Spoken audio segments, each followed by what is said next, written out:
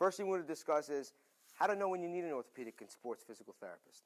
Now, many people think you need to have some kind of injury or some kind of traumatic injury or surgery to then warrant the need for physical therapy, and that's simply not the case. Many of my patients, when they come in here and I say, hey, look, what happened? What brought you in here? How did your pain start? They always answer with the same thing. I don't know. It just came out of nowhere. That's okay.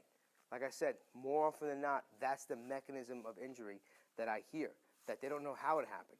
That's great because usually it's some sort of muscle imbalance that is leading to the person's inability to perform their daily activities.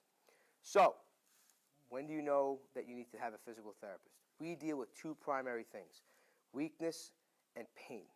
Now, those two things will lead to you not having your ability to perform even basic functional activities. Standing up from your couch or your toilet, or being able to go up and down the stairs, sleeping on one side because of shoulder or hip pain, getting in and out of bed, getting in and out of your car, going shopping and being able to stand for a prolonged period of time. Anything that involves a lack of physical ability to perform a daily activity like it was so simple for you to be able to do before and now you can't, anything like that, physical therapy is your answer. If you have pain anywhere, physical therapy is your answer.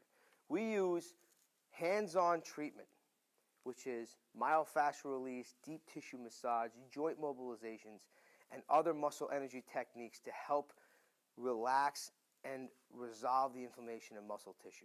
And that is the primary cause of most of the ailments people come in here with. Another thing we use is targeted stretching and flexibility exercises that we do to help relax and make more flexible muscles that are very, very tight and pulling on your joints. Another thing that we use is very important is targeted strengthening. So if we find a muscle group that's weak, we strengthen it because you're going to need that muscle group to perform a certain activity. For example, you want to go up the stairs, you're going to need your glute maximus and your quadriceps. Those two muscle groups are weak, guess what? Going up the stairs is going to be difficult for you.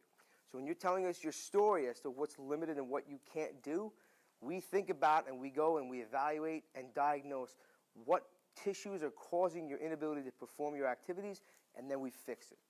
So, if you have any kind of pain, any kind of functional or physical limitations, physical therapy is your answer. And the great thing is, you now have the direct access law, which allows you to seek physical therapy care without having to go and visit with a doctor first. That's very important.